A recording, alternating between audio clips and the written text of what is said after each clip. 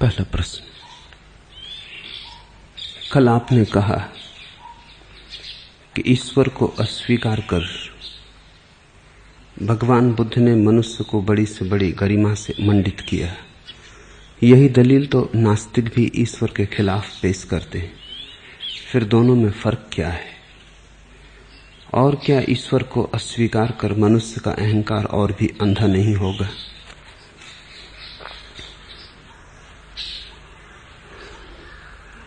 फर्क बारीक है, समझना चाहोगे तो ही समझ सकोगे, सहानुभूतिपूर्वक समझोगे तो ही समझ सकोगे। फर्क मोटा और स्थूल नहीं, इसलिए तो हिंदुओं ने बुद्ध को भी नास्तिक कहा। नास्तिक कह के भी बुद्ध की महिमा को अस्वीकार करना कठिन था, इसलिए अवतार भी स्वीकार किया। फर्क बड़ा बारीक है, मान भी ना सके, इनकार भी ना कर सके,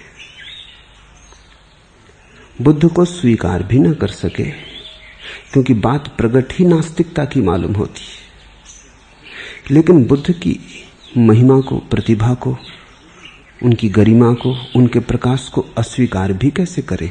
हिंदू इतने अंधे भी ना थे, तो अवतार भी स्वीकार किया। बड़ी कठिनाई पड़ी होगी हिंदू प्रतिभा को। सदा आसान होता है किसी को स्वीकार कर लेना या अस्वीकार कर देना,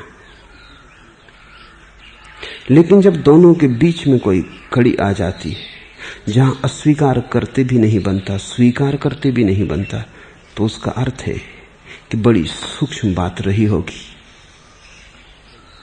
तय करना मुश्किल था कि बुद्ध हां कहते हैं कि नहीं कहते, और हिंदू जैसी जाति को मुश्किल पड़ा जो कि सूक्ष्म को समझने में सदियों से श्रम कर रही है। नास्तिक जब कहता है ईश्वर नहीं है, तो उसे मनुष्य से कोई प्रयोजन नहीं, उसे इतना ही प्रयोजन है कि ईश्वर ना हो, क्योंकि ईश्वर के होने से नियंत्रण पैदा होता है। वासना पर, तृष्णा पर, जीवन की अंधी दौड़ पर स्वच्छंदता नहीं रह जाती। नास्तिक जब कहता है ईश्वर नहीं है, तो वो ये कहता है मनुष्य स्वच्छंद है, अब जो करना हो करो, न कोई पाप है, न कोई पुण्य है, न कोई नियंता है, न कहीं कोई है जिसके सामने किसी दिन उत्तर देना पड़े। उत्तरदायी होने का कोई सवाल नहीं है, मरने के बाद सभी मिट जाते हैं। चार्वाक ने कहा है, घी भी उधार लेके पी लो, पीने से मत चूको, चुकाना कहां है, चुकाना किसको है? मरने के बाद कोई हिसाब है किसी का? सब मिट्टी में मिल जाते हैं। और धर्म केवल पुरोहितों का पाखंड है, नासमझों को फंसाने को, नासमझों को चूसने को, शोषण करने को। चार्वाक की ये भाषा नास्तिक बार बार बोलते रहे। यही भाषा फिर कार्ल मार्क्स ने बोली कि धर्म अफीम का नशा है, कोई ईश्वर नहीं है। लेकिन जोर ईश्वर के न होने पर है, और ईश्वर नहीं है तो फिर मनुष्य एक पशु है। परमात्मा को काट दो तो मनुष्य पशु हो जाता है। फिर मनुष्य और पशु में फर्क क्या करोगे? फर्क इतना ही है कि पशु अपनी वृत्तियों में जीता है, मनुष्य वृत्तियों के पार उठता है। मगर पार उठने की जगह न रही जब ईश्वर न रहा, आकाश न रहा जहां उड़ सको, फिर जमीन ही रही सरकने को,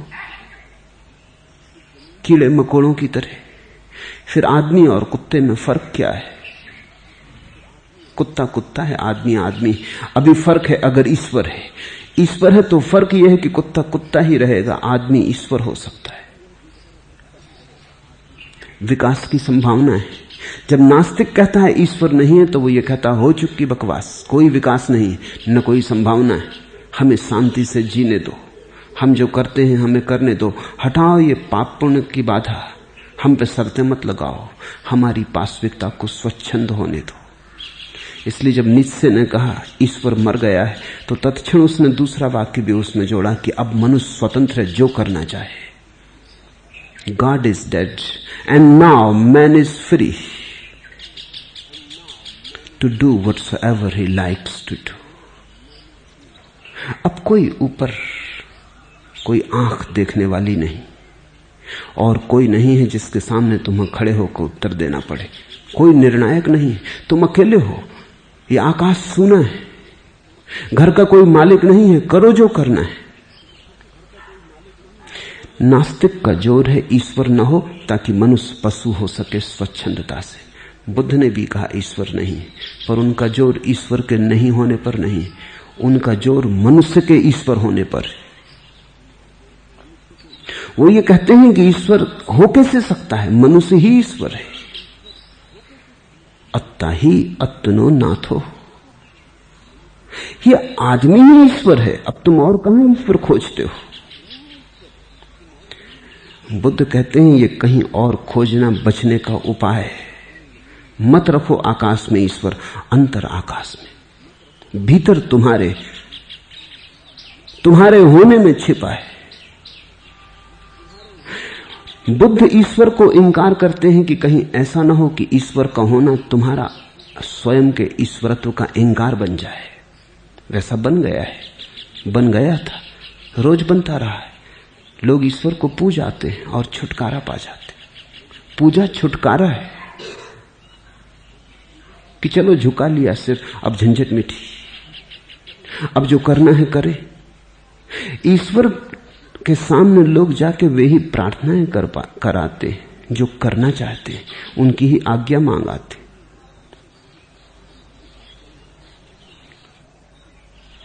हिंसा करनी हो तो हिंसा के लिए आशीर्वाद मांगाते।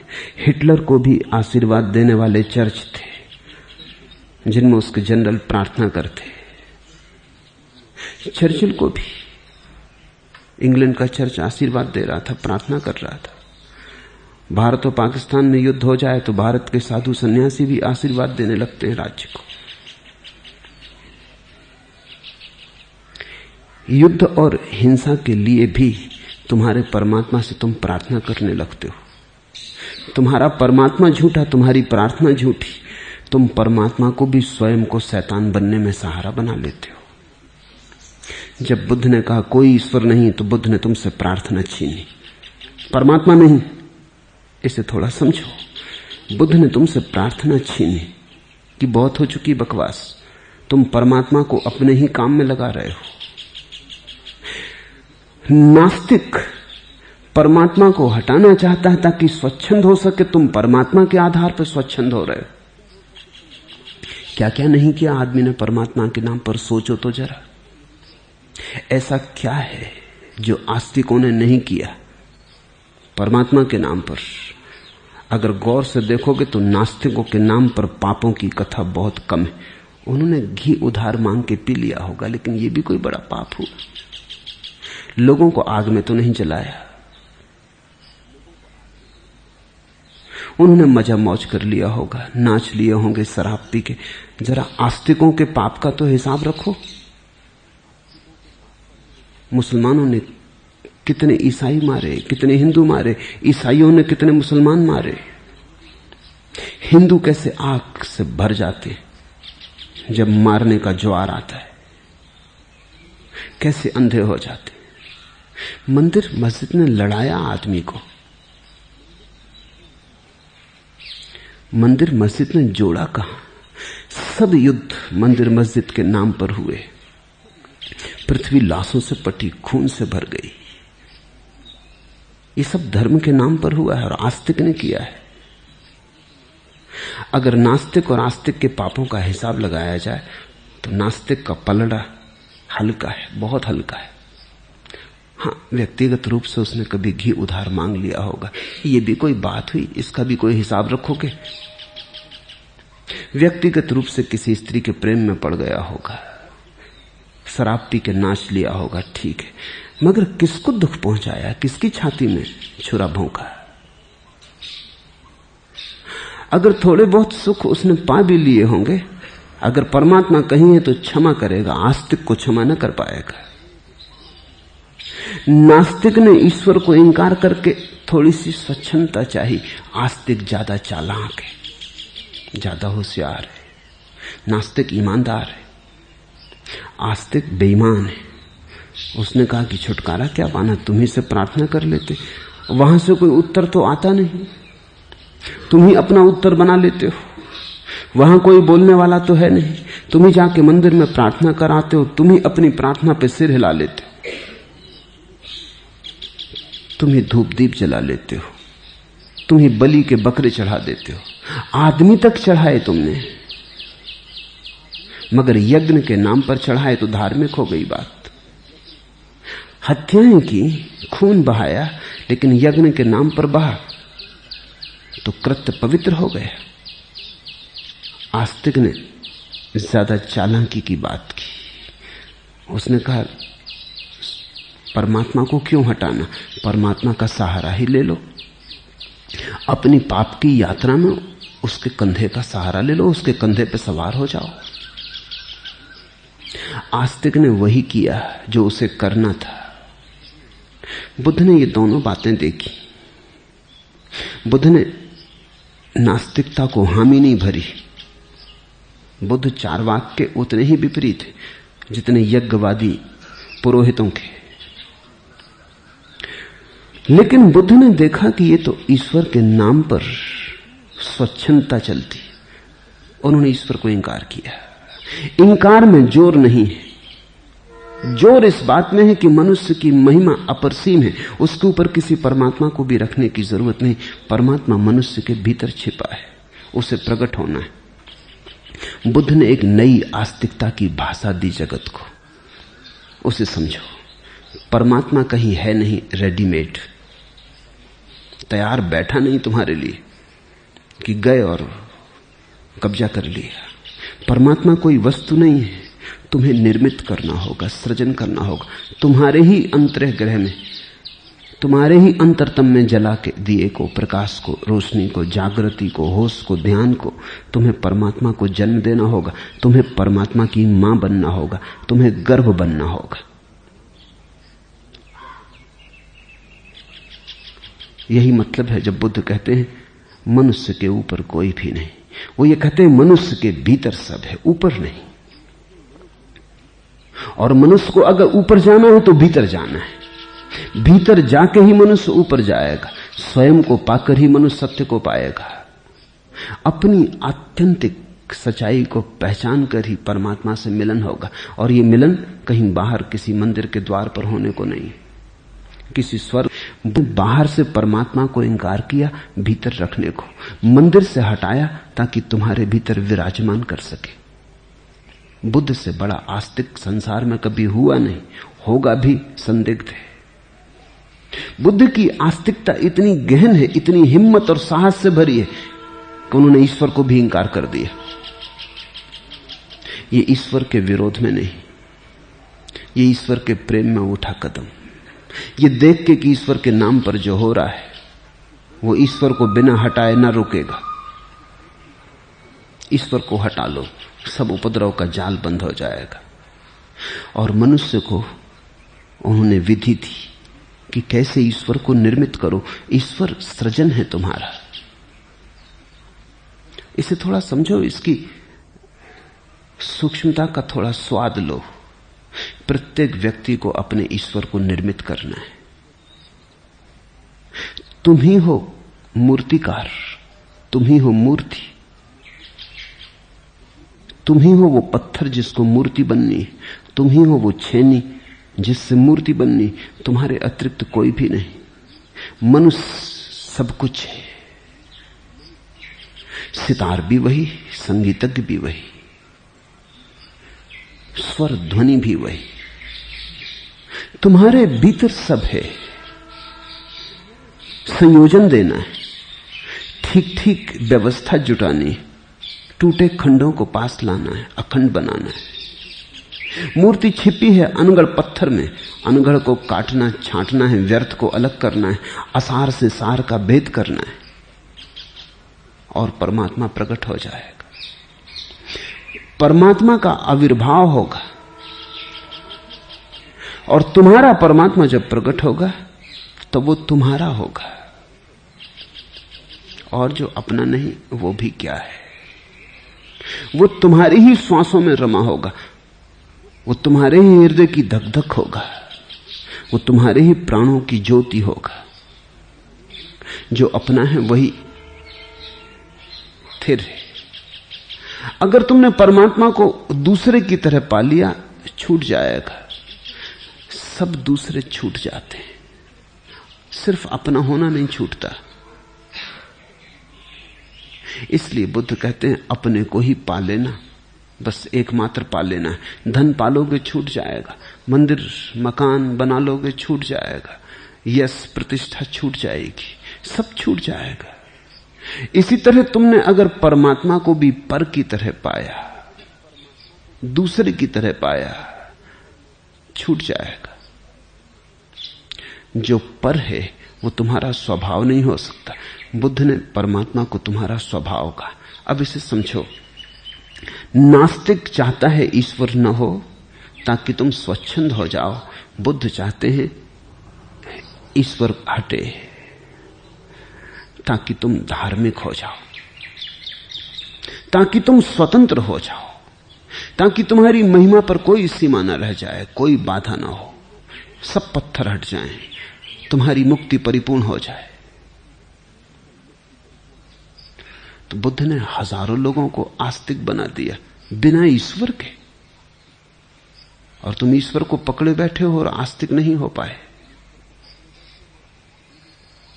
बड़ी गहरी कला बुद्ध ने मनुष्य को सिखाई।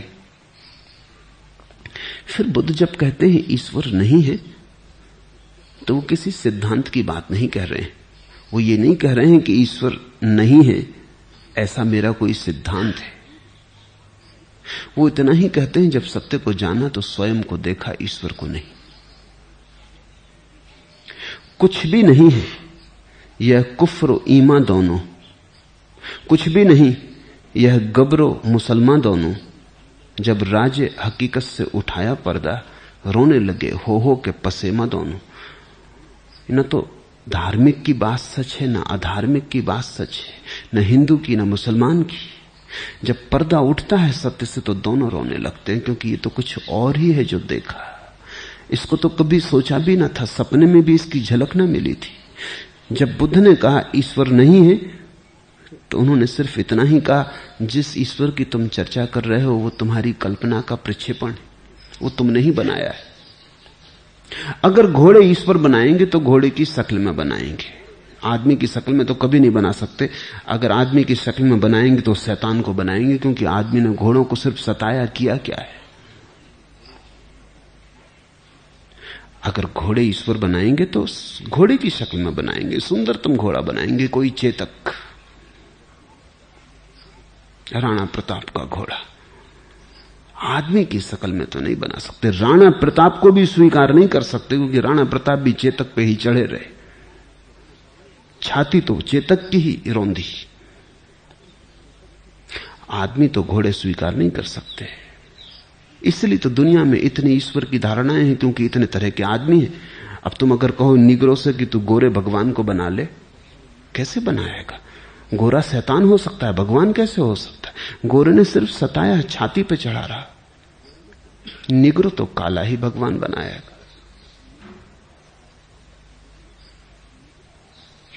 गोरा तो नहीं बना सकता। जरा गोरे से कहो कि काला भगवान बना लो, वो सोच भी नहीं सकता। निग्रो को तो पास नहीं बैठने देता, काले भगवान के चरण छुएगा। गोरे का भगवान गोरा होगा, काले का भगवान काला होगा। इसलिए तो श्याम बस गए भारत के मन में। श्याम भारत का रंग है। इसलिए श्याम ने जैसा लुभाया किसी ने नहीं लुभाया, जैसी उनकी बांसुरी ने पास बुलाया किसी ने नहीं बुलाया। वो भारत का रंग है।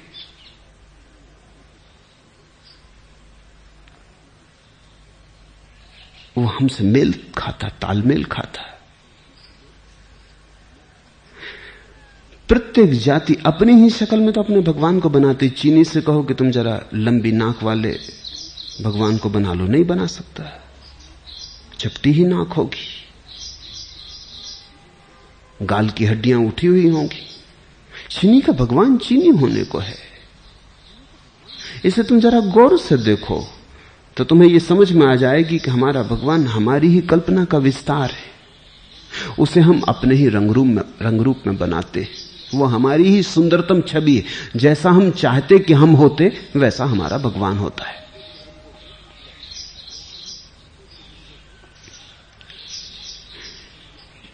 बुद्ध कहते हैं जब सत्य का पर्दा उठता है तब तुमने जितने भगवान सोचे थे वो कोई भी नहीं पाए जाते। और अगर तुम्हारा ही कोई भगवान वहां मिल जाए तो समझना कभी सत्य का पर्दा नहीं उठा, तुम किसी आत्म सम्मोहन में खो गए हो, तुमने किसी निद्रा में स्वप्न देखा है। अगर राम बचे, कृष्ण बचे तो समझ लेना कोई सपना देख रहे हो। ये तो तुम्हारी ही धारणा है, ये तो तुम्हारा ही जाल है। पर्दा अभी उठा नहीं। जब पर्दा उठता है तो मनुष्य ने जो भी सोचा है वो कुछ भी काम नहीं आता, आ नहीं सकता, क्योंकि जिसे तुमने जाना नहीं उसे तुम सोचोगे कैसे पहले से। और जान लेने के बाद तो सोच ही नहीं सकते, क्योंकि वो सोचने से बहुत बड़ा है, बहुत बड़ा है। सोचना बहुत छोटा है। ऐसा ही समझो कि तुमने कहानी सुनी मेंढक की, जो कुएं में और सागर का एक मेंढक आ गया। उस कुएं के मेंढक ने स्वाभाविक पूछा, कहां से आते हो मित्र? सागर से आता हूं। उसने कहा, सागर कितना बड़ा है? सागर के मेंढक ने चारों तरफ देखा, कैसे बताए, क्योंकि ये कुएं का मेंढक कुएं में ही पैदा हुआ, कुएं में ही बड़ा हुआ। उसने कहा, जरा मुश्किल पड़ेगा समझाना, आप यहीं कुएं में ही रहे हैं सदा? उसने कहा, सदा से रहा हूं। इससे तो छोटा ही होगा सागर। कहा कि नहीं। तो कुएं का मेंढक छलांग लगाया, 1/3 कुएं में छलांग लगाई। इतना बड़ा? हंसने लगा सागर का मेंढक। उसने कहा कि नहीं, मुश्किल है बताना। उसने 2/3 कुएं में छलांग लगा दी। इतना बड़ा? कहा कि नहीं, इतने से काम न चलेगा। उसने पूरे कुएं में छलांग लगा दी। लेकिन सागर के मेंढक ने कहा कि नहीं, इतना बड़ा, इससे भी काम न चलेगा, बहुत बड़ा है।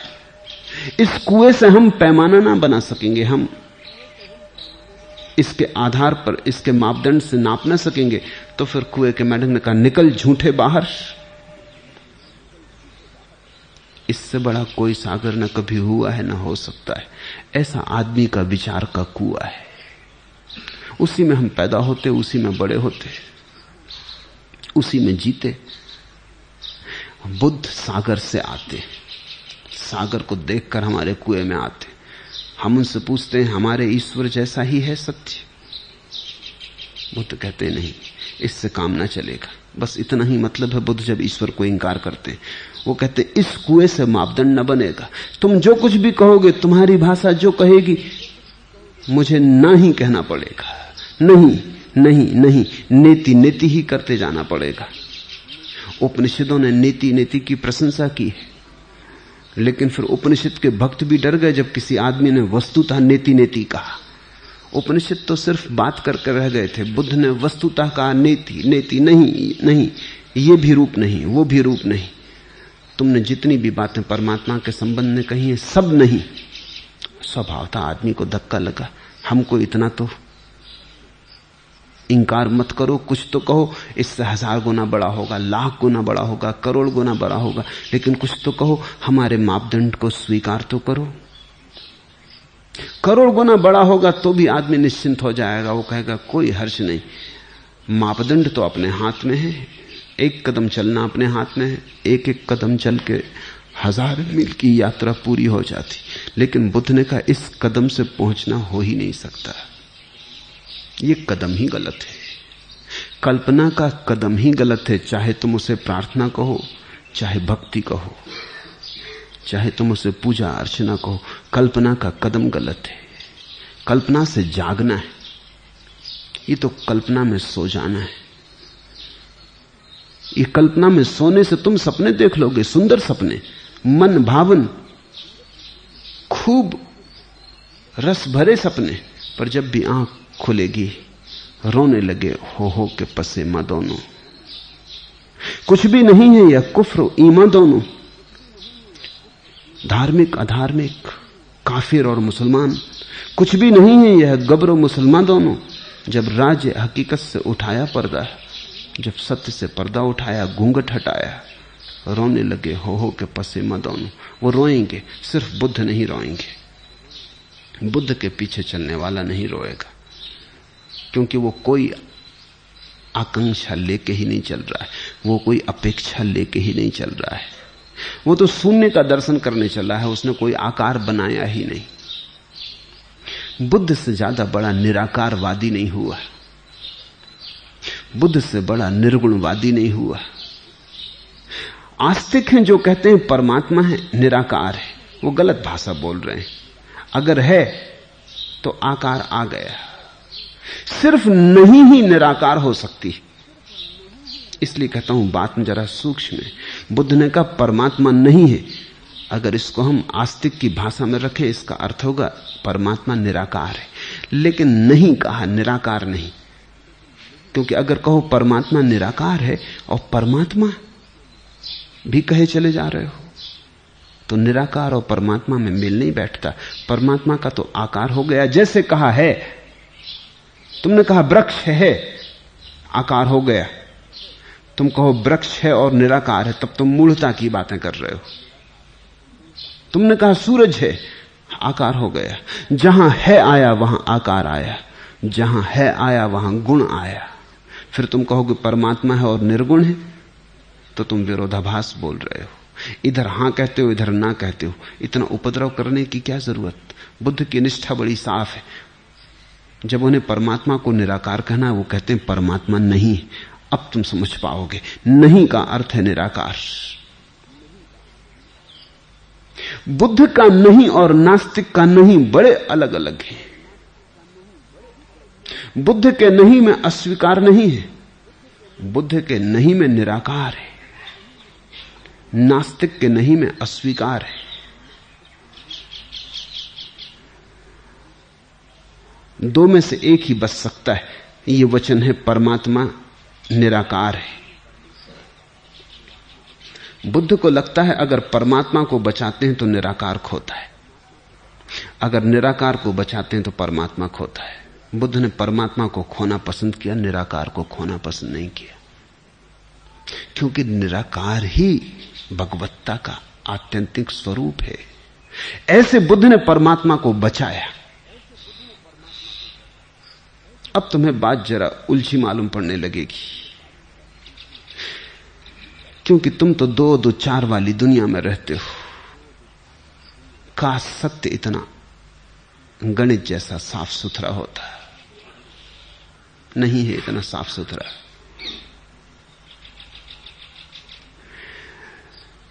बुद्ध ने निराकार की घोषणा की है।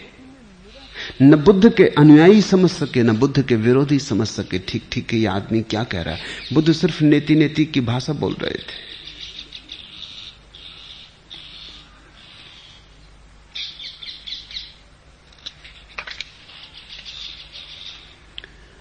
बुद्ध चाहते थे प्रार्थना रुके, परमात्मा रुके तो प्रार्थना रुकती, परमात्मा रहे तो प्रार्थना जारी रहेगी। बुद्ध चाहते थे ध्यान हो, परमात्मा रहे तो ध्यान होना मुश्किल, परमात्मा हटे तो ही ध्यान हो सकता है। प्रार्थना और ध्यान का अंतर, प्रार्थना सदा किसी के सामने, ध्यान सदा एकांत में। प्रार्थना में हाथ जुड़े हैं किसी के चरणों में, ध्यान में कोई भी नहीं, अकेले अकेले तुम हो, परम एकाकी तुम हो, शुद्ध एकांत है, कोई भी नहीं और कोई विचार नहीं, कोई तरंग नहीं। अगर परमात्मा का भी विचार है तो बुद्ध कहते हैं ध्यान खंडित हो गया। मेरे पास लोग आते हैं, वो पूछते हैं आप कहते हैं ध्यान करें, किस पर ध्यान करें? ये प्रार्थना की बात पूछ रहे हैं, ये ध्यान समझे ही नहीं। किस पर? तो तुम प्रार्थना की पूछ रहे हो, तुम पूछ रहे हो किसकी प्रार्थना करें। माना अगर प्रार्थना की मैं कहता तो मुझे बताना चाहिए किसके सामने प्रार्थना करो, किसकी प्रार्थना करो। ध्यान का अर्थ ही बड़ा अलग है। ध्यान का अर्थ है बस तुम अकेले रह जाओ, वहां कोई भी ना हो। और ये मजा है, जब वहां कोई भी नहीं होता तब तुम भी नहीं रह जाते। पहले तो ध्यान लगता है अकेला होना, लेकिन मैं के बचने के लिए तू का बचना जरूरी है। वो एक ही सिक्के के दो पहलू हैं। तुम तभी तक मैं कह सकते हो जब तक किसी तरह पास में कगार पे तू बचा हो, किनारे पे तू खड़ा हो, तो तुम मैं कह सकते हो। जब कोई तू ना बचे उस घड़ी में तुम मैं कैसे कहोगे? मैं बिल्कुल अर्थहीन होगा। मैं का अर्थ होता है जो तू नहीं। अब जब तू ही नहीं है तो मैं कैसे होगा? पहले तू जाता है फिर मैं चला जाता है। ध्यान का मार्ग है पहले तू को छोड़ दो। तू को छोड़ना है तो परमात्मा छोड़ना पड़े, फिर मैं अपने से छूट जाएगा। प्रार्थना का मार्ग है पहले मैं को छोड़ दो, तू को पकड़ लो परमात्मा को, और जब मैं छूट जाएगा तो तू कैसे बचेगा? वो अलग अलग रास्ते। बुद्ध का रास्ता ध्यान का है। किब्र आई तेरी बदनाम हुई जाती है, बंदगी तुझ पे एक इल्जाम हुई जाती है। ए दुआ मांगने वाले तेरे हरदम की दुआ अब खुदा के लिए दुश्मन हुई जाती है। प्रार्थना, पूजा आदमी किए चला जाता है। ये आदमी की पूजा और प्रार्थना, आदमी की ही पूजा और प्रार्थना है। तुम कहते हो परमात्मा की पूजा करने गए थे, गए तो तुम थे। पूजा तुम्हारी ही होगी, तुमसे होगी, तुम्हारी होगी। तुम्हारा गुणधर्म तुम्हारी पूजा पे फैल जाएगा। तुम्हारी बीमारी के रोगाणु तुम्हारी पूजा में होंगे। तुम्हारी पूजा तुम्हारी पूजा है। तुम मंदिर तक अपने रोगाणु छोड़ आए। तुम जरा अपनी पूजा को भी देखो। तुम पूजा में मांगोगे क्या? तुम प्रार्थना में करोगे क्या? तुम वही करोगे जो तुम हो। स्वयं से अन्यथा तो कुछ किया नहीं जा सकता। परमात्मा के सामने जब तुम हाथ फैलाते तुम मांगते क्या हो? संसार ही मांगते हो। तुम्हारे हाथ ही संसारी है। तुम जब परमात्मा की प्रार्थना करने लगते हो तुम्हारी प्रार्थना खुशामद जैसी होती, इसलिए तो प्रार्थना को स्तुति कहते कि तू महान है, कि तू पतित पावन है। ये तुम किस पे मक्खन लगा रहे हो? तुमने मक्खन लगाना सीखा संसार में। यहां तुमने देखे लोग जिनके अहंकार को जरा फुसलाओ, मक्खन लगाओ, मालिश करो, फिर जो भी तुम करवाना चाहो करवा लो। गधों को घोड़े कहो, वो प्रसन्न हो जाते।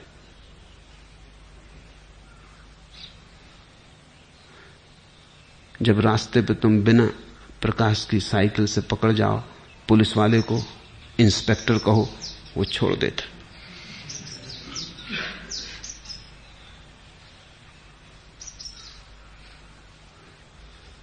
वही आदमी भगवान की खुशामद कर रहा है। वो सोचता है कि ठीक है, समझा बुझा लेंगे, लेकिन असली मनसा उसकी थोड़ी देर बाद जाहिर होती। वो कहता नौकरी नहीं मिल रही। अब वो ये कह रहा है इतनी प्रार्थना की तेरी और नौकरी नहीं मिल रही। अब तेरी प्रार्थना में संदेह पैदा हुआ जा रहा है। अब तेरी इज्जत का सवाल है। अब बचा अपनी इज्जत, लगवा नौकरी कि लड़का बीमार है, ठीक नहीं हो रहा, और मैं इतनी तेरी पूजा कर रहा हूं और तू क्या कर रहा है? तुम्हारी प्रार्थना में भी शिकायत है। अगर शिकायत ना हो तो प्रार्थना ही नहीं होती। प्रार्थना की क्या जरूरत है?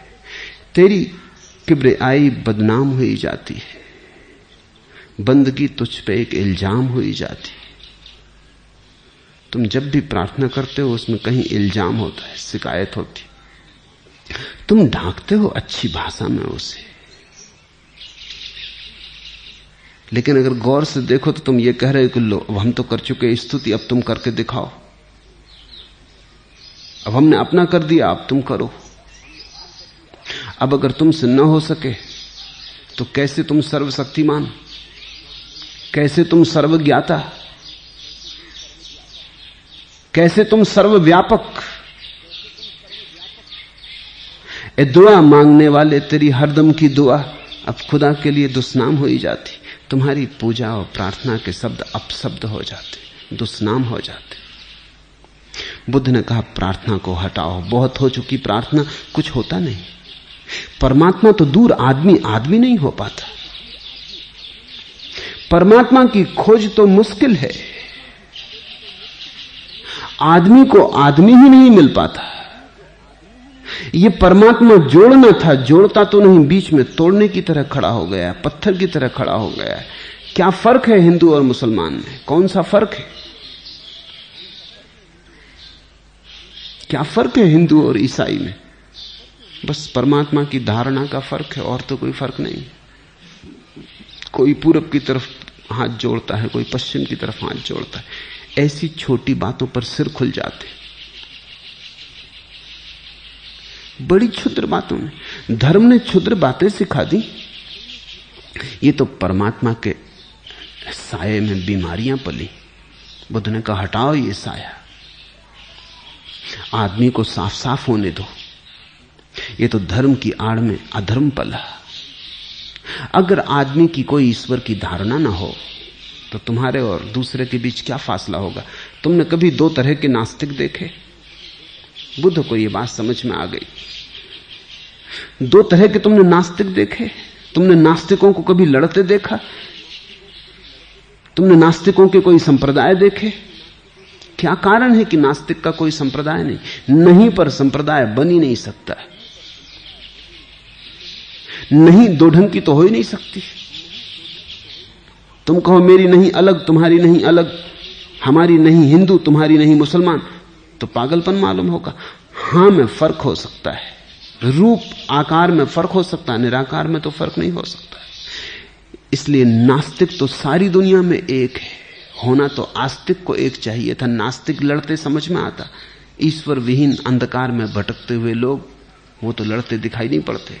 आस्तिक लड़ता है, और एक आस्तिक दूसरी आस्तिक की पीठ में छुरा भोंकता है। बुद्ध को यह बात दिखाई पड़ी। उन्होंने कहा ईश्वर के नाम से भला नहीं हुआ, नुकसान हुआ, हटा लो। आदमी को आदमी नहीं मिल पा रहा। बात इतनी सी है, ए वाइजे अफलाक नसी, क्या मिलेगा उसे यजदा जिसे इंसान मिला? भगवान कैसे मिलेगा? आदमी से मिलना नहीं हो पा रहा है। बस इतनी सी बात है। इसलिए बुद्ध ने ईश्वर को हटा लिया, और बुद्ध ने कहा इस ईश्वर को हटाने से लाभ होगा, हानि तो कुछ भी नहीं। और फिर भीतर ईश्वर को प्रतिष्ठित किया। तुम्हारा मंदिर अगर तुम्हारे भीतर हो तो लड़ाई झगड़े पैदा नहीं होंगे।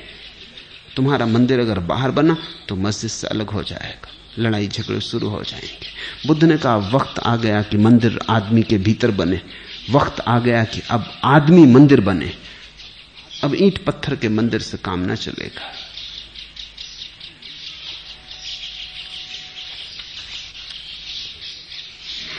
आपने कल कहा कि ईश्वर को अस्वीकार कर भगवान बुद्ध ने मनुष्य को बड़ी से बड़ी गरिमा से मंडित किया। निश्चित ही मनुष्य को भगवान बनाया। मनुष्य को भगवान होने की संभावना थी। मनुष्य को कहा भगवान कहीं और नहीं, तेरे ही बीच में छिपा है, उसे प्रकट होना है। ठीक भूमि दे, जल सींच, सुरक्षा कर, सूरज की किरणों को पड़ने दे, मेघ बरसे तो छिप मत, खुला रख। अनुकूल समय पर सम्यक ऋतु में तेरा फूल खिलेगा, तू मिटेगा, भगवान होगा। इसलिए तो भगवान बुद्ध कहते रहे कि भगवान नहीं है, फिर भी उनको प्रेम करने वाले लोग उन्हें भगवान कहते गए। और बुद्ध ने एक भी जगह इंकार नहीं किया कि मुझे भगवान मत कहो। ये थोड़ा सोचने जैसा है। यह आदमी कहता है कोई ईश्वर नहीं है, कोई भगवान नहीं, और इसके शिष्य इसे भगवान कह के बुलाते रहे, और इसने एक बार भी नहीं कहा कि मुझे भगवान मत कहो।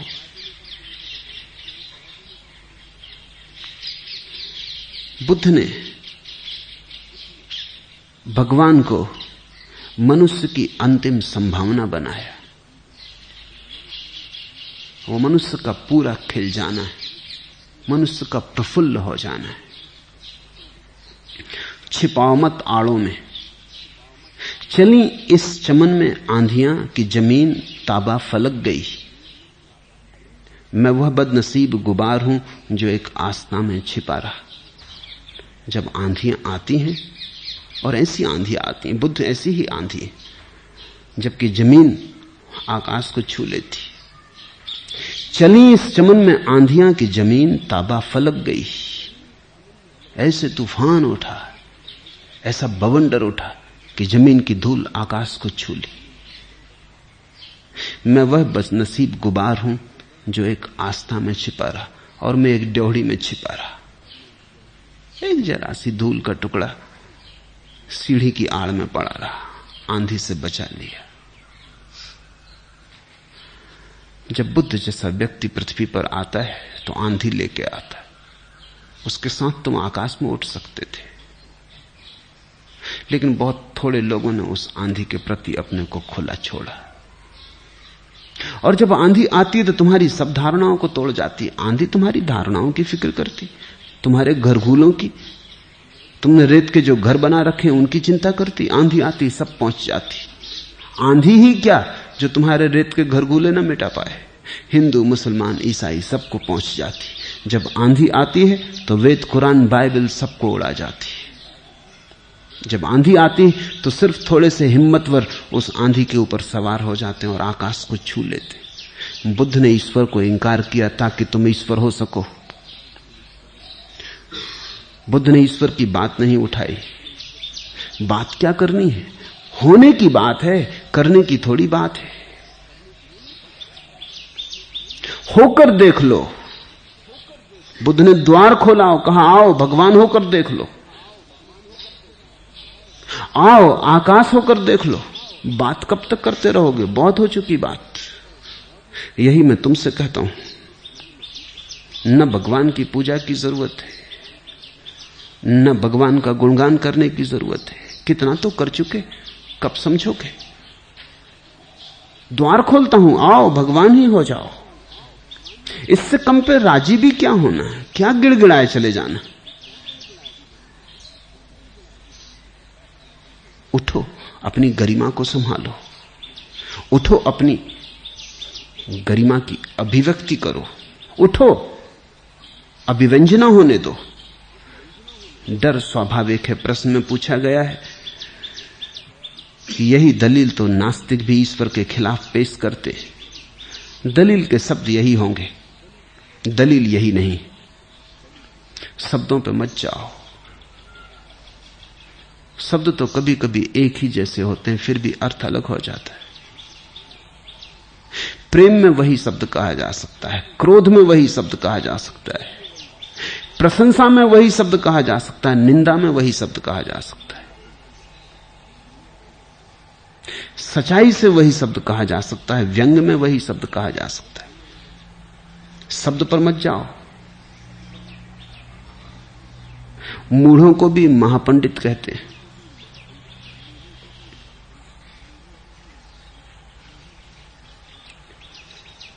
शब्द में व्यंग भी हो सकता है, शब्द वही है।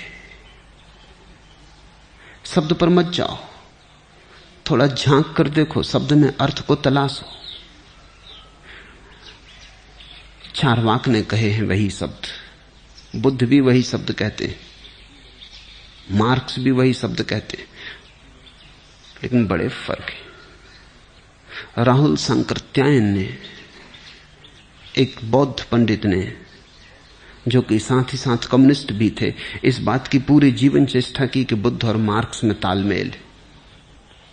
बुद्ध वही कहते हैं जो मार्क्स। बुद्ध जैसे मार्क्स की भविष्यवाणी द्वंद्वात्मक भौतिकवाद की पूर्व घोषणा, मगर राहुल सांकृत्यायन का दृष्टिकोण बुनियादी रूप से गलत है। गलत ही नहीं, खतरनाक है, भ्रामक है। बुद्ध वही नहीं कहते हैं जो मार्क्स कह रहे हैं। मार्क्स का वक्तव्य सामान्य नास्तिकता का वक्तव्य है, बुद्ध का वक्तव्य परम आस्तिकता का वक्तव्य है। ऐसी आस्तिकता जहां परमात्मा के होने से भी बाधा पड़ती है। ऐसी आस्तिकता जहां आस्था ही काफी है, जहां आस्था के लिए कोई सीढ़ी नहीं चाहिए, इसे ख्याल में लो। अगर तुम परमात्मा है इसलिए झुकते हो तो तुम्हारा झुकना पूरा नहीं। अगर परमात्मा ना होगा तो फिर तुम ना झुकोगे। अगर परमात्मा है इसलिए झुकते हो तो तुम्हारा झुकना वास्तविक नहीं। ये ऐसे हुआ कि रास्ते से निकलते थे, देखा पुलिस वाला नहीं है, तो तुमने कार जहां चाही वहां मोड़ दी। पुलिस वाला होता तो तुम बाएं चलते, पुलिस वाला नहीं तो जहां चाहे वहां मोड़ दी। मेरे एक मित्र हैं, कवि हैं, इंग्लैंड में कुछ शोधकारी करते थे। एक रात किसी मेहमान के घर से लौटते थे, टैक्सी में 2 बजे रात की बात, सर्द रात, बर्फ पड़ रही, राहों पर कोई नहीं, दूर दूर तक सब निर्जन। लेकिन वो टैक्सी ड्राइवर एक चौराहे पे आकर रुक गया, क्योंकि अभी प्रकाश की बत्ती रुकने को कह रही। तो मेरे मित्र ने कहा, यहां रुकने की क्या जरूरत है, ठुठरे जा रहे हैं, चलो भी। न कोई पुलिस वाला है, न कोई देखने वाला है, न कोई है जिससे कि टक्कर हो जाए। उस टैक्सी वाले ने कहा, फिर आप कोई और टैक्सी पकड़ लें। यही सवाल पुलिस वाले का नहीं, निष्ठा का है। यह सवाल इसका नहीं है कि कोई है या नहीं, नियम का है। तुम अगर परमात्मा के कारण नैतिक हो, तुम्हारी नीति बड़ी कमजोर है, लचर है।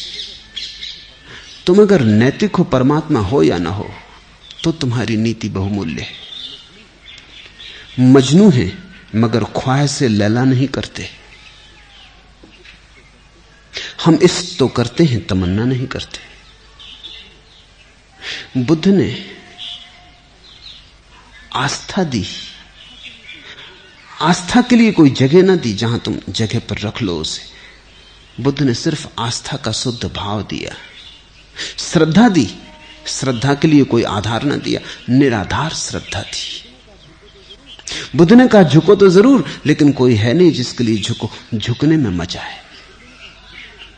बुद्ध ने कहा, झुकना इतना अहोभाव है, झुकना इतना परम आनंद है कि झुको। ये मत पूछो किसके लिए झुकते हो। अगर तुम किसी के लिए झुकते हो तो तुमने झुकने का मजा जाना ही ना, स्वाद ना जाना। झुकना अपने आप में इतना पर्याप्त है, अब और किसी सहारे की जरूरत नहीं। सहारा क्यों मांगते हो, नाचो।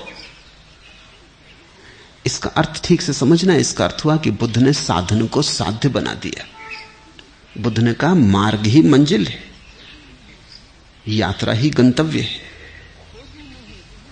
खोजी में ही खोज का आखिरी बिंदु छिपा है, कहीं और नहीं। यही क्षण शाश्वत है, सनातन है। बुद्ध अपने को क्षणवादी कहते थे। वो कहते थे क्षण ही बस है, अगले क्षण को मत मांगो।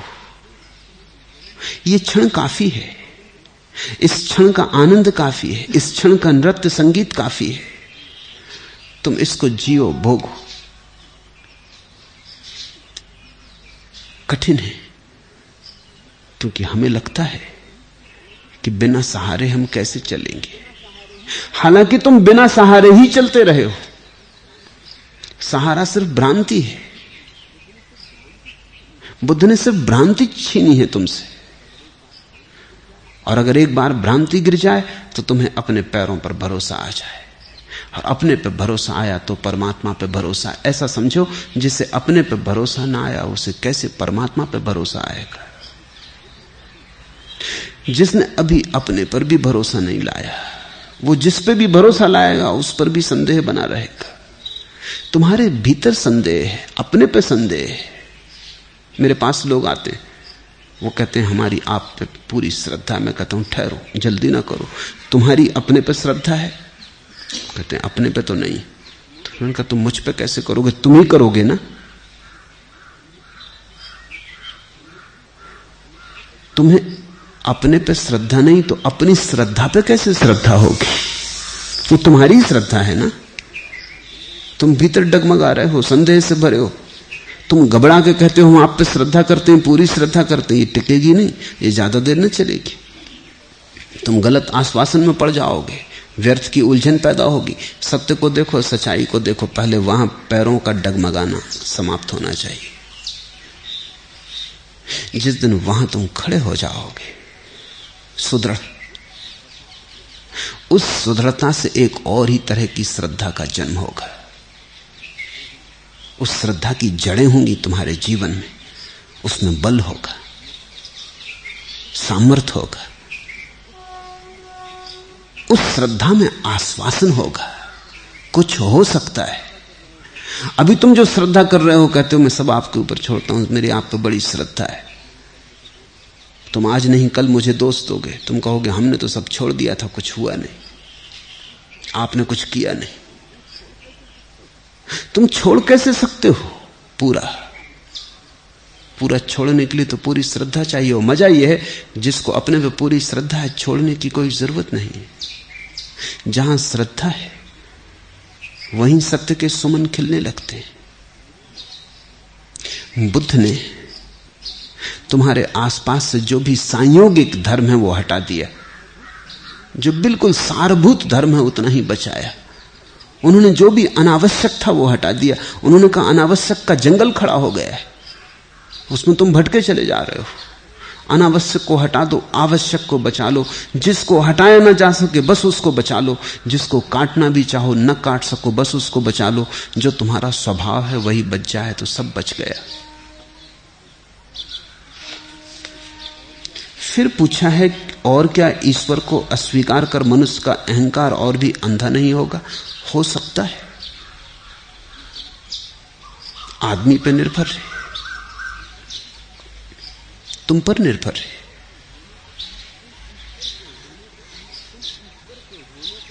तुम ईश्वर के होने को अहंकार बना सकते हो, तो ईश्वर के न होने को तो बना ही सकते हो। ईश्वर के होने से लोग अकड़ के चल रहे हैं कि हम ईश्वर के भरोसा करते हैं, हम ईश्वर के मानने वाले। मंदिर जाते आदमी को देखो, दूसरों की तरफ ऐसे देख के जाता है कि सब नरक जा रहे हैं, वो मंदिर जा रहा है। कहते हैं मोहम्मद एक युवक को लेकर मस्जिद गए, जब नमाज पढ़ के वापस लौटने लगे, अभी लोग सोए थे, गर्मी के दिन थे, रात देर तक ना सो सके थे, लोग बिस्तरों पे पड़े थे राह पर। उस आदमी ने कहा कि देखो हजरत, ये पापी अभी तक सो रहे हैं, ये पहली दफे गए थे खुद हजरत। मोहम्मद वहीं रुक गए।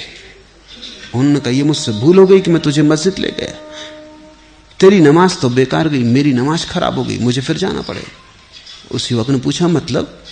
का मतलब ये कि तू सोया रहता जैसा तू रोज सोया रहता था, तो कम से कम इन लोगों को पापी तो नहीं समझता था। आज तूने एक दफा नमाज क्या पढ़ ली, सारा जगत पापी हो गया। तू मुझे छोड़, हाथ जोड़े तेरे, अब कल से मत उठना। कम से कम और लोग पापी तो नहीं दिखाई पड़ते थे, ये तो बड़ा अहंकार हो गया। मोहम्मद कहते हैं वापस गए, रोए, फिर से प्रार्थना की, कहा मुझे क्षमा कर दो, इस गलत आदमी को मैं उठा लाया।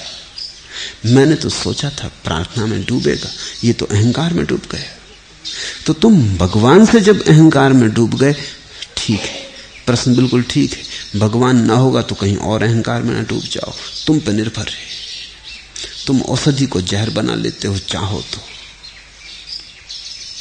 चाहो तो जहर औषधि हो जाती, सब तुम पर निर्भर है। मैंने सुना एक आदमी मरना चाहता था, तो रात जहर खरीद के आ गया, पी लिया जहर, चिट्ठी लिख के टेबल पर रख दी कि मैं मर रहा हूं, क्षमा किया जाऊं, जो भला बुरा किसी से कहा हो माफ कर देना। सुबह घर के लोग इकट्ठे हुए, देखा चिट्ठी लिखी है, छाती पीट पीट कर रोने लगे। उनकी रोने की आवाज सुनी, वो आदमी जग गया। तो पहले तो लोगों ने उसकी काफी लानत मलामत की कि ये तुमने क्या करने की सोची। फिर खुश हुए कि चलो, मिलावटी जहर था, जहर भी शुद्ध आज मिलना कहां संभव। शुद्धता के दिन गए तो जहर भी, मरना भी हो तो मुश्किल। खैर भागी, पत्नी पड़ोस की दुकान से मिठाई खरीद लाई, खुशी में कि पति बच गया, मिठाई खिला दी, वो हजरत मर गए। मिठाई में जहर था, मिलावट थी, मुराद पूरी हुई। जो जहर से ना हो सकी वो मिठाई से हो गई। करोगे क्या? आदमी सब चीज में मिलावट किए जाता है, औषधि का जहर बना लेता है, जहर की औषधि बना लेता है। करोगे क्या? तुम्हारा प्रश्न उचित है, डर है, लेकिन डर बुद्ध के वचनों के कारण नहीं है, डर आदमी की बेईमानी के कारण है। अब इसके लिए बुद्ध क्या करे? बुद्ध ने तो अहंकार छोड़ने के लिए ही उपाय बताया। बुद्ध ने तो यह कहा जब भगवान ही नहीं है तो तुम क्या खाक होगे? बुद्ध ने यह कहा कि भगवान तक को इंकार कर रहा हूं, अब तुम कहां बचोगे? तुम किस ओट में बचोगे? यहां भगवान भी नहीं है, तुम अपने होने के सपने छोड़ो, तुम्हारा होना क्या? इसलिए बुद्ध ने आत्मा शब्द का उपयोग भी करने से अपने को रोका। अनात्मा, अनत्ता, वो कहते तुम भी नहीं हो, न भगवान है वहां ऊपर, न तुम हो यहां भीतर। वहां जाने दो भगवान को, यहां जाने दो तुमको, तब जो बच रहेगा। बुद्ध उसकी कोई बात नहीं करते, वो कहते उसका तो स्वाद ही लो जो बच रहेगा। वहां तू ना रहे, भगवान ना रहे, यहां मैं ना रहे, भक्त ना रहे, ये मैं तू का झमेला ना रहे, फिर जो बच रहेगा वही निर्वाण है। वो परम शून्य अवस्था जहां कोई शब्द नहीं उठता, कोई तरंग नहीं उठती, वो परम निर्विकार दशा, वही समाधि। बुद्ध ने तो अहंकार से छुटकारे के लिए ही कहा। बुद्ध ने तो कहा कि तुम्हारा अहंकार अगर भगवान के साथ बंध जाए तो वो ऐसे ही है जैसे कि अपने डब्बे को रेलगाड़ी के पीछे जोड़ दिया। डब्बा शायद अपने आप ना भी चल पाता, भगवान के नाम से चलेगा। वो तो ऐसे ही है जैसे कि कार बिगड़ जाती तो बस के साथ अटका दी। तुम्हारा अहंकार तो जगह जगह अटकता है, टूट फूट जाता है, छोटा है, बड़ा छोटा है, उसको महा अहंकार के साथ जोड़ दिया, भगवान के साथ, फिर तुम उसके ईंधन से चलने लगे। बुद्ध ने कहा छोड़ो, वो भी नहीं है, तुम भी नहीं हो। यहां होना असत्य है, यहां न होना सत्य है, यहां है झूठा है, यहां नहीं सत्य है। यहां आकार भ्रांति है, निराकार यथार्थ है। इसलिए बुद्ध शून्यवादी नहीं। अगर तुम बुद्ध को समझोगे तो अहंकार को बचने का कोई उपाय नहीं।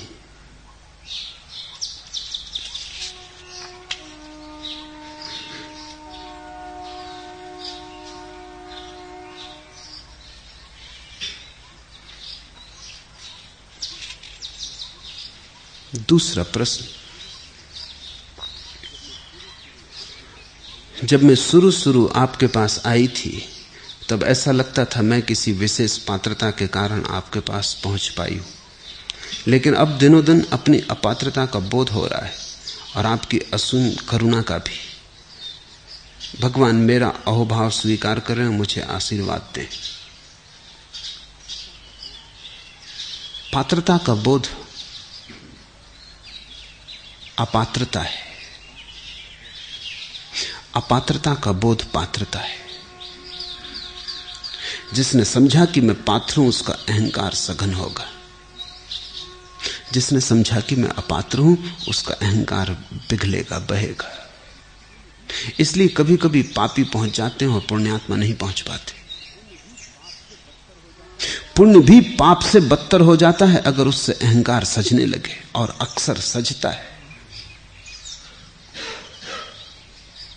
कल रात ही में एक कहानी कह रहा था। एक बूढ़ी औरत मरी, देवदूत आए, वो बड़ी घबरा रही थी, वो कप रही थी मर के। आत्मा उसकी सुकुड़ रही थी और घबरा रही थी, क्योंकि उसको पक्का था कि नरक ले जाएंगे। कभी कुछ ऐसा किया ही नहीं था कि स्वर्ग ले जाने की कोई बात उठती। पाप की प्रतीति थी, अपात्रता का बोध था। देवदूतों ने कहा, तू अपने को इतना अपात्र समझती है तो हमें तुझे स्वर्ग ले जाना ही पड़ेगा। हम तो उससे ये पूछते हैं कि तूने जीवन में कोई भी एक आध अच्छा काम किया हो। उसने कहा कि कुछ याद नहीं आता कि मैंने कभी अच्छा काम किया हो, बुरे बहुत किए। उनकी तो श्रृंखला मेरा पूरा जीवन भरा है। हाँ, एक बात है, एक दफे भिखारी को एक गाजर मैंने भेंट दी थी, उन्होंने कहा कोई फिक्र नहीं। वो गाजर प्रकट हुई और उस देवदूतों ने कहा तू पकड़ ले गाजर को, ये तुझे स्वर्ग ले जाएगी, इतना काफी है। परमात्मा की कृपा अपार है, इतना काफी है। वो बूढ़ी चलने लगी स्वर्ग की तरफ, गाजर उठने लगी ऊपर। और भी जो इधर उधर छिपे खड़े आत्माएं थी, भूत प्रेत थे, वो भी उसके पैर पकड़ लिए, वो भी चलने लगे। लेकिन गाजर का बल ऐसा था कि बूढ़ी को भजन का पता ही ना चले। कतार बड़ी होने लगी, जब बूढ़ी स्वर्ग पहुंचने लगी, क्यों जमीन तक लग गया। जब वो स्वर्ग के दरवाजे पे पहुंची, उसको अकड़ाई, पात्रता का ख्याल आया। उसने कहा कि अरे तो पहुंच गई मैं भी स्वर्ग। उसने नीचे झांक कर देखा, वहां कतार लगी। उसने कहा हटो, ये मूली मेरी है। ऐसा कहने में हाथ छूट गए धड़ाम से। वो तो गिरी ही, सत्संगी भी गिरे। इसलिए तो गुरु जरा सोच के चुनना, गुरु गिरेगा तो सब सत्संगी भी साथ गए। मूली मेरी है। अपात्रता का बोध तो स्वर्ग की तरफ ले आया, पात्रता के बोध ने स्वर्ग के द्वार से भी लौटा दिया। आदमी इसी तरह जीता है। मेरे पास लोग आते हैं, वो कहते हैं कि आपके पास आ गए, जरूर जन्मों जन्मों में कोई पुण्य कर्म किए होंगे। आके भी दूर जाने की कोशिश कर रहे हैं, कह रहे हैं मूली मेरी है।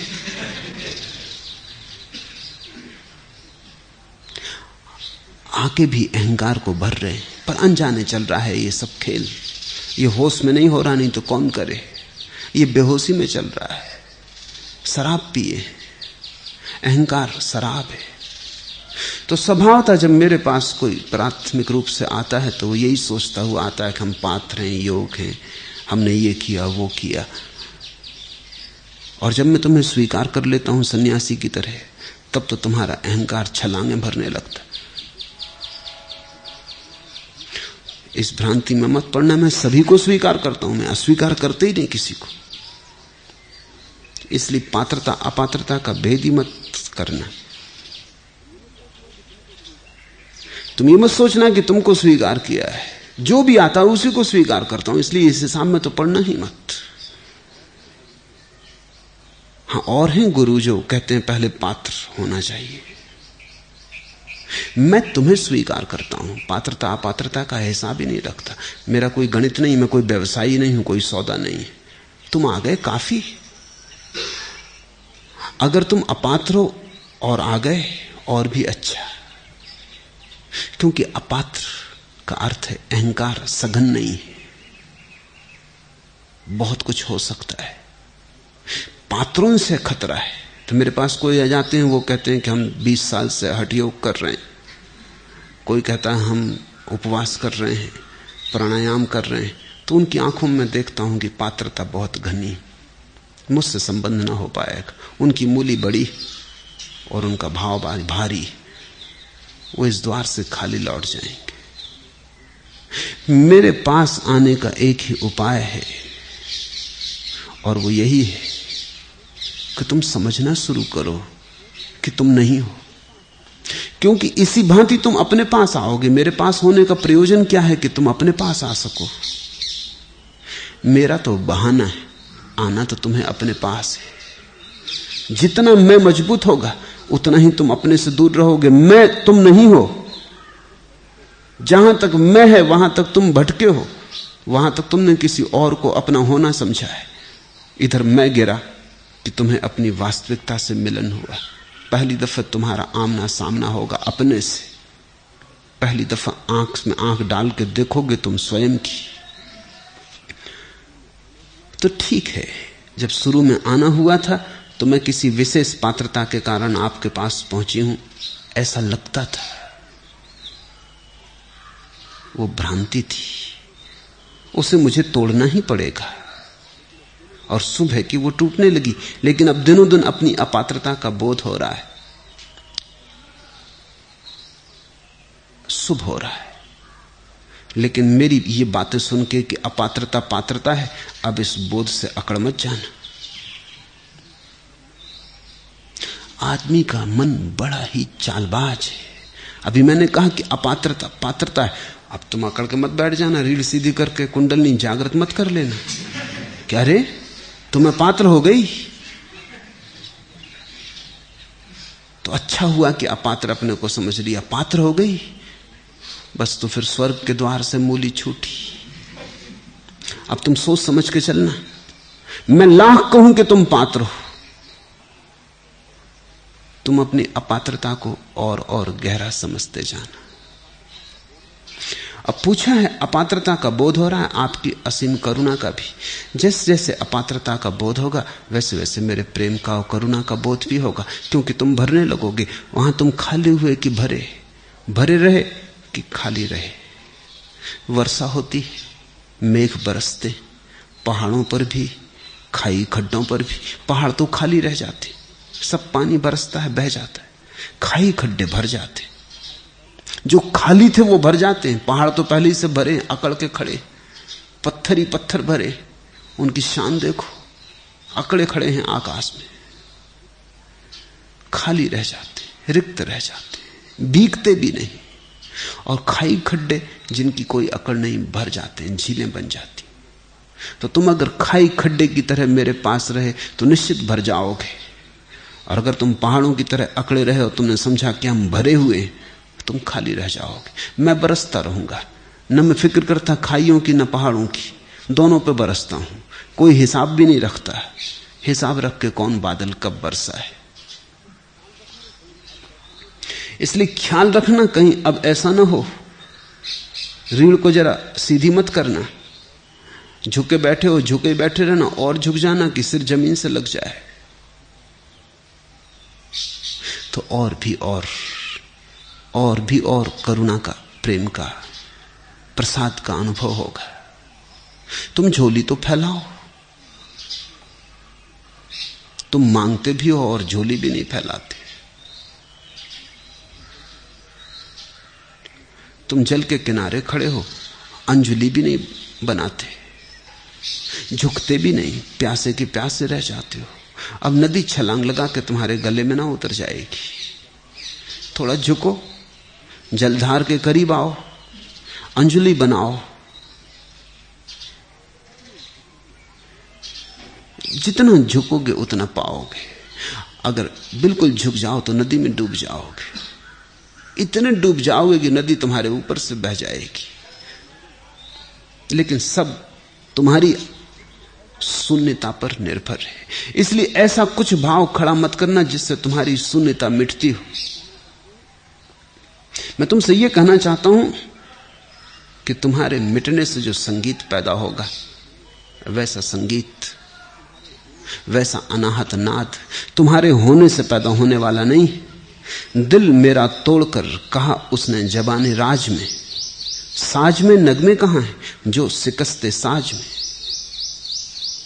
मेरे दिल को तोड़कर उसने बड़ी भेद भरी आवाज में कहा, साज में नगमे कहां हैं जो शिकस्ते साज में।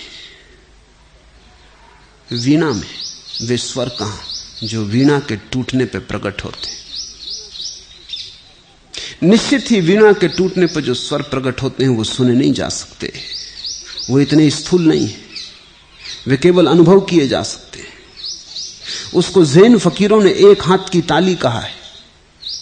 दो हाथ की ताली तो तुमने सुनी, एक हाथ की ताली सुनी? जब ज़ैन फकीरों के पास कोई गुरु के पास कोई शिष्य जाता है, पूछता है क्या करूं, तो वो कहता है एक हाथ की ताली सुनो, अनाहत नाद। दो हाथ की ताली तो आहत नाद है। आहत का मतलब दो की टक्कर से पैदा हुआ। टक्कर से जो पैदा हुआ वो हिंसा से पैदा हुआ। जो टक्कर से पैदा हुआ वो थोड़ी देर पहले नहीं था, थोड़ी देर बाद नहीं हो जाएगा, वो शाश्वत नहीं हो सकता। एक हाथ की ताली सुनो, अब एक हाथ की ताली जिसने सुन ली वो बजती ही रहेगी, न उसकी कोई प्रारंभ है न कोई अंत है, वो शाश्वत है। उसको हमने अनाहत नाद कहा है। मुझे मौका दो कि तुम्हारी वीणा को बिल्कुल तोड़ दूं। मुझे मौका दो कि तार तार उखाड़ दूं, मुझे मौका दो कि तुम्हारी वीणा टुकड़े टुकड़े हो जाए, छार छार हो जाए, तुम उसे जोड़ भी ना पाओ, तुम्हारा अहंकार गिर जाए। दिल मेरा तोड़कर, कहा उसने जबाने राज में, साज में नगमे कहां हैं जो शिकस्ते साज में। और जिसे तुम अपना होना समझते हो, ये तो न होने में डूब जाएगा। इसे बचाओ मत। इसे जिसने बचाया उसने खोया, जिसने खोया बस उसने बचाया। ये तो तुम्हारा होना आज नहीं कल मौत ले जाएगी, बहा ले जाएगी। बाढ़ आ ही रही है, आ ही गई है, घड़ी भर की देर है। जिसे तुम जीवन कहते हो, ये तो हाथ से छूटा छूटा है। मैं तुम्हें एक और जीवन बता रहा हूं। अभी तुमने होने को जीवन समझा है, मैं तुम्हें न होने को जीवन बता रहा हूं। तुम मरने के पहले मरना सीख जाओ।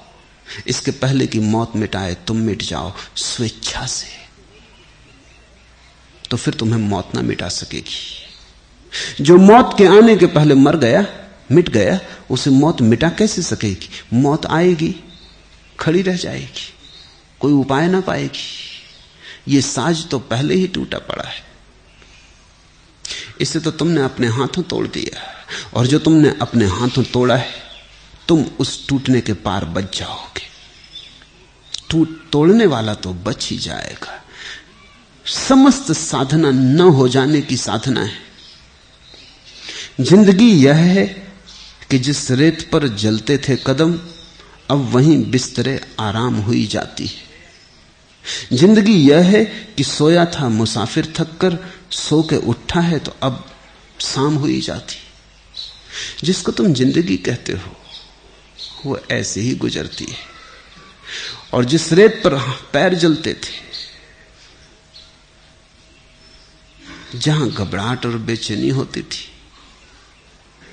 जिस मिट्टी से तुम बच के चलते थे, जिस धूल से अपने को संभाल के चलते थे, कीचड़ पैर ना लग जाए, उसी कीचड़ में बिस्तर हो जाएगा।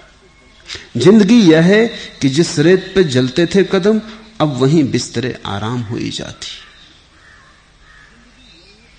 मिट्टी में मिल जाना होगा। जिंदगी यह है कि सोया था मुसाफिर थक कर, सो के उठा है तो अब शाम हुई जाती। थकान ही तुम्हारी पूरी जिंदगी की कहानी। थक थक के मिट जाते हो। इससे जागो।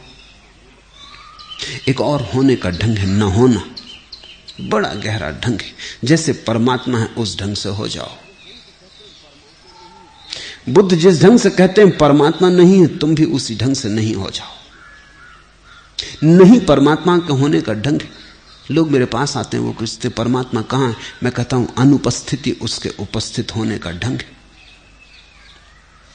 उसने बड़ी होशियारी से बड़ी मतलब की बात चुन ली। उपस्थित होता तो कभी ना कभी अनुपस्थित होना पड़ता। जो होता है उसे मिटना पड़ता। उसने पहले से हिसाब रखा, उसने न होने को चुना। वो है और ऐसे है जैसे ना हो। उसकी मौजूदगी गैर मौजूदगी है। वो तुम्हें सब तरफ से घेरे और फिर भी तुम्हें उसका स्पर्श पता नहीं चलता। बड़ा कुशल है। सब तरफ से छुआ है, सब तरफ से तुम्हें पिरोया है, सब तरफ से तुम्हारे भीतर बाहर जा रहा है, श्वास श्वास में आ जा रहा है, फिर भी तुम्हें पता नहीं चलता। कैसे प्यारे कदम है, आवाज भी नहीं होती। अनाहत नाथ है, एक हाथ की ताली है। तुम भी ऐसे ही हो रहो। मेरे पास अगर तुम मिटना सीख लो तो तुम सब पालोगे। मेरे पास अगर तुम मर जाओ तो तुम अनंत जीवन पालोगे। सूली पे जो चढ़ा सिंहासन उसका है।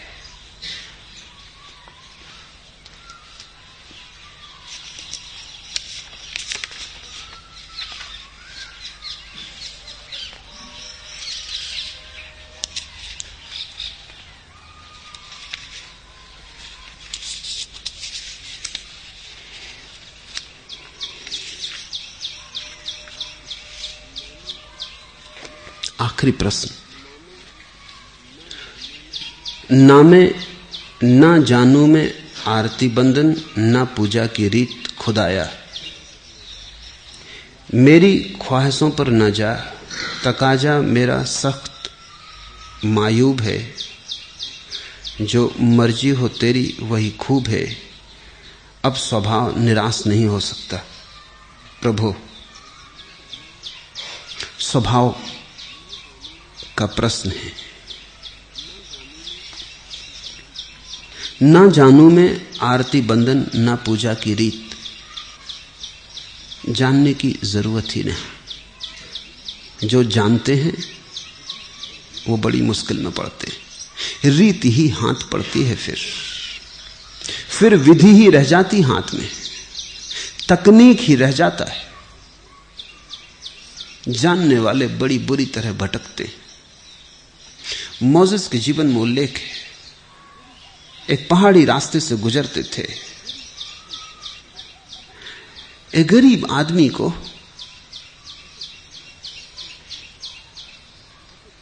प्रार्थना करते देखा।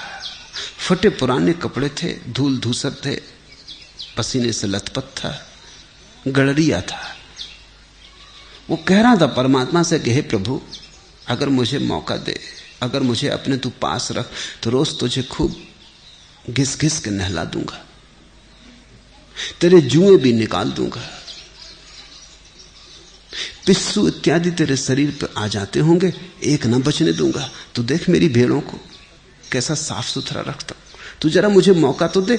थक जाएगा, रात तेरे पैर दबा दूंगा, ऐसे दबाऊंगा कि गहरी नींद आ जाएगी। मोसेस ने सुना तो बड़े घबराए कि प्रार्थनाएं बहुत सुनी, ये नालायक क्या कह रहा है, तेरी रोटी भी पका दूंगा। तू घर के बाहर जाएगा, घर भी साफ सुथरा, एक जरा मौका तो दे। उसको बीच में जाके हिलाया और कहा, ना समझ, ये तू क्या बक रहा है, ये प्रार्थना, वापस ले ये शब्द, ये तो परमात्मा का अपमान कर रहा है। जुएं परमात्मा पर, तूने कोई भेड़ समझी? तू नहलाएगा धुलाएगा, तूने कोई परमात्मा को गंदा समझा है? तू पैर दबाएगा? परमात्मा कभी थकता है? वो गड़रिया तो बहुत घबरा गया। उसने कहा कि मुझे क्षमा करो, मुझे मालूम नहीं, ना जानू में आरती बंधन, ना पूजा की रीत। वो भाग गया। गड़रिया तो अपनी भेड़ें संभाल के तो कहां की जिंदगी। उसने अब कभी प्रार्थना न करूंगा, माफ करो, मैं जानती नहीं, मैं तो यही करता रहा सदा से, बड़ा पाप हुआ। वो गया नहीं था कि परमात्मा की आवाज गूंजी कि मोसेस, मैंने तुझे भेजा था कि जो मुझसे भटके हों मुझे उनसे जुड़ा देना। तूने तो मुझसे जो जुड़ा था उसको अलग कर दिया। उसका प्यार तो देख, उसका भाव तो देख, उसका हृदय तो पहचान। तू तो रीति नियम में खो गया। जा उससे माफी मांग और उससे प्रार्थना सीख। बहुत मेरे प्यारे हैं पर वैसा कोई भी नहीं। मोसेस ने ढूंढा उसे जंगल में, उसके पैर पर गिर पड़े कि मुझे क्षमा कर, तू अपनी प्रार्थना जारी रख, तुझे जितने जू निकालने हो निकाल, तुझे जितना नहलाना हो नहला। वो खुश तो मैं बीच में कौन? तू जान, तेरा काम जान, मुझे अच्छा फंसाया।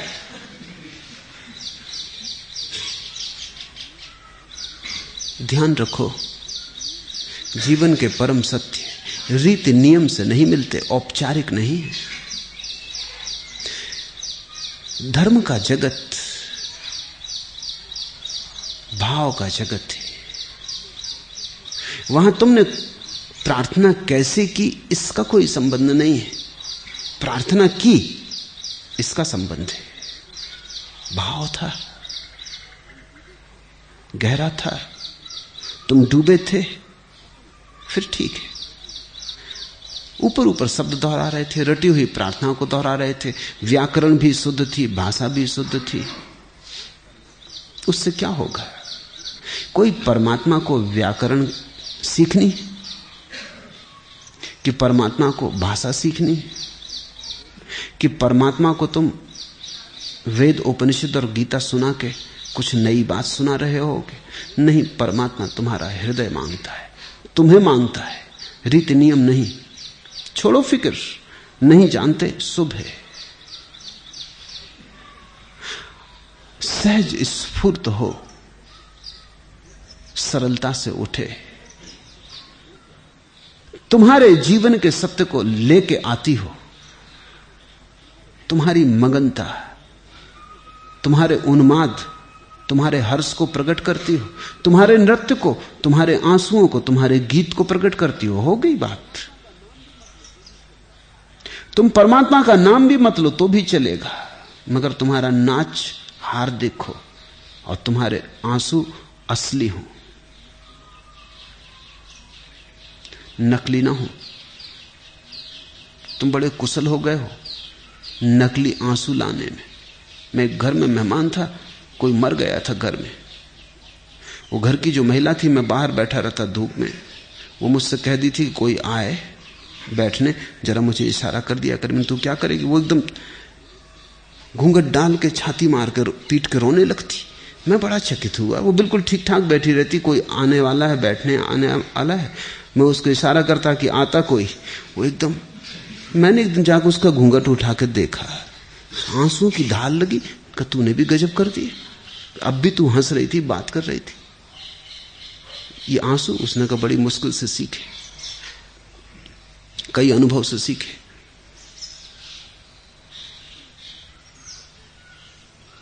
आदमी झूठे आंसू बहाने में भी कुशल हो जाता है। बस झूठ से बचना। तुम्हारी प्रामाणिकता तुम्हारी प्रार्थना है। और निराश होने का तो कभी कोई कारण नहीं।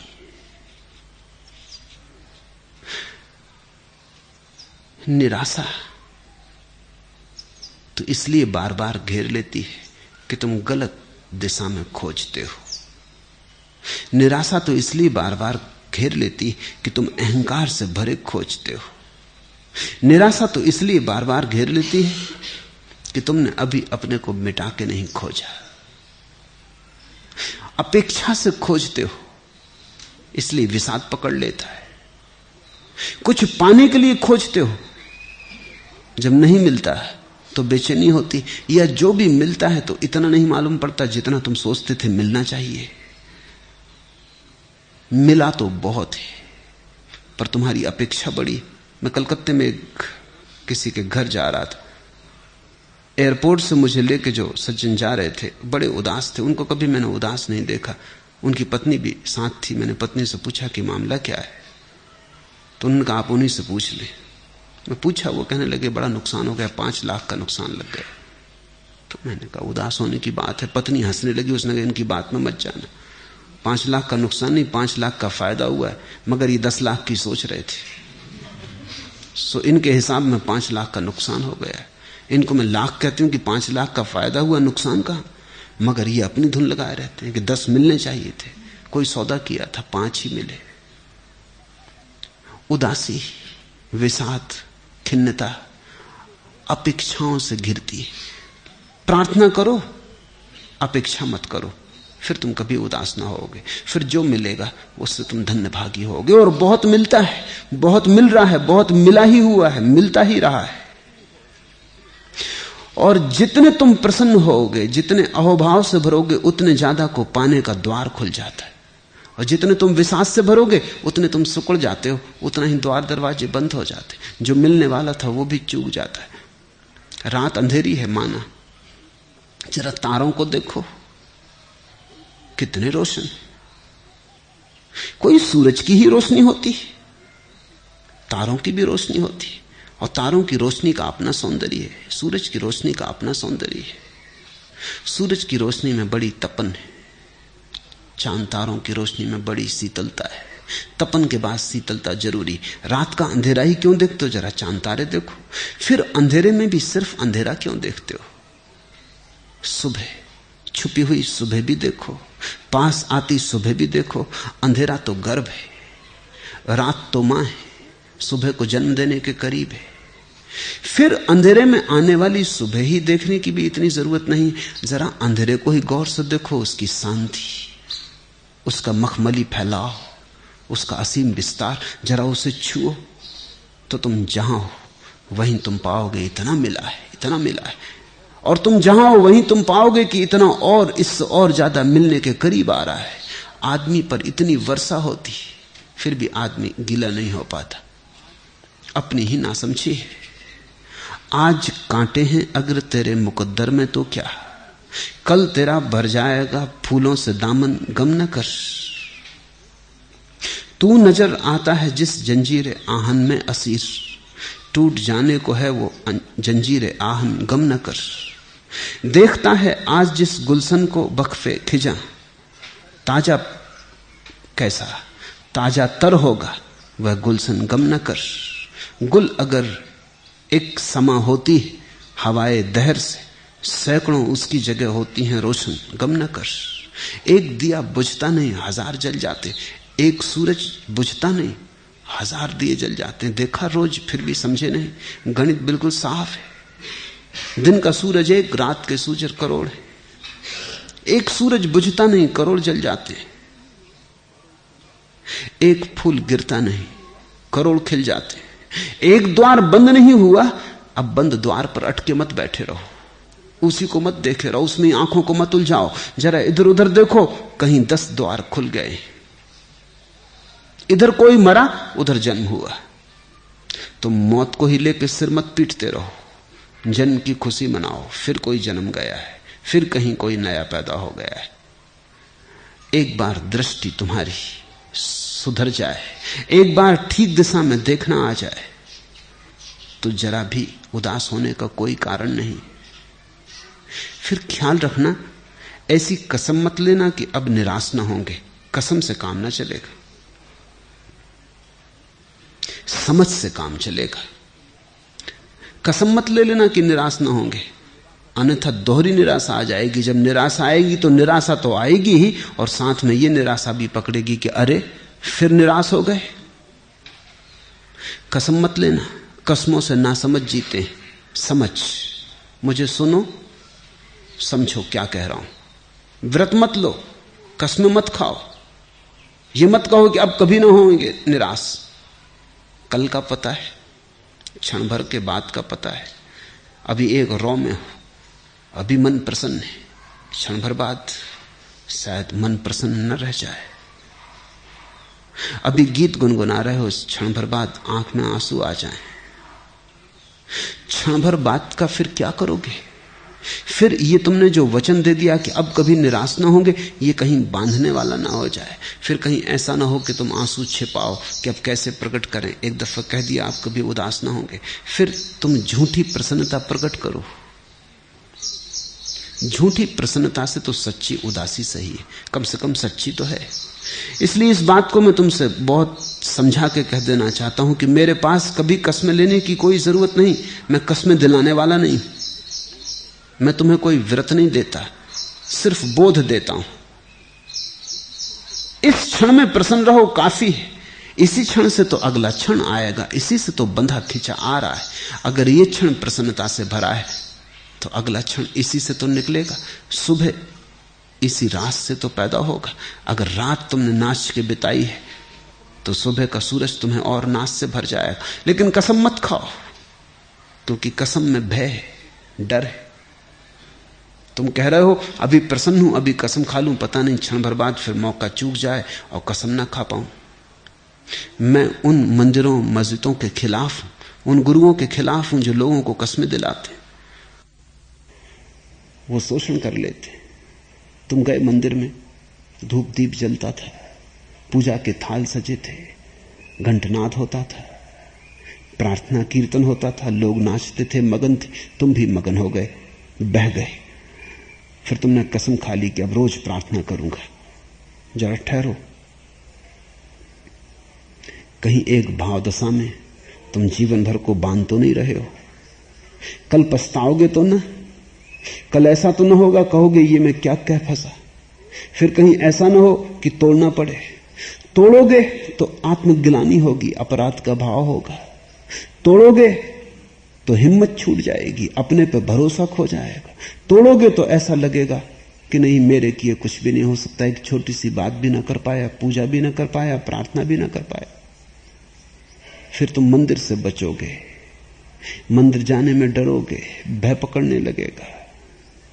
नहीं, मैं तुम्हें कोई व्रत नहीं देता, तुम मेरे सामने कोई व्रत लो भी नहीं। मैं तुम्हें बांधता नहीं, बस मुक्त करता हूं। मैं तुमसे कहता हूं तुम छोड़ो फिक्र कि आगे तुम क्या करोगे।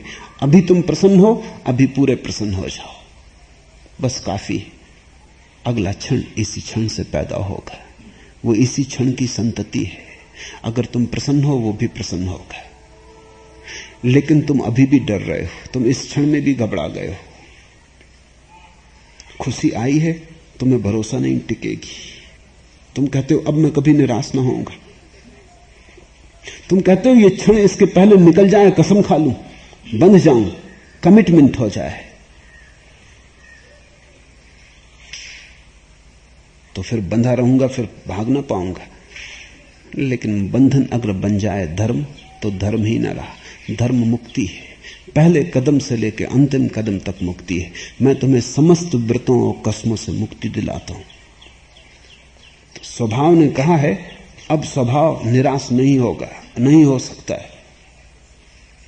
नहीं, स्वभाव पे इतना भरोसा मत करो। कोई नियम मत बांधो, समझो, समझ पर्याप्त है। विवेकवान बनो, बोध को जगाओ, तुम्हारे भीतर का दिया जलता रहे। इस क्षण जला लो बस, अगले क्षण की अगले क्षण देख लेंगे। जीसस ने कहा है कल की चिंता ना करो, कल अपनी फिक्र खुद कर लेगा। जीसस ने कहा देखो खेतों में लगे लिली के फूलों को। सम्राट सोलोमन भी अपने सारे आयोजन और व्यवस्था के बाद इतना सुंदर न था। क्या कारण? क्योंकि लिली के फूलों ने कोई आयोजन नहीं किया, बस खिल गए।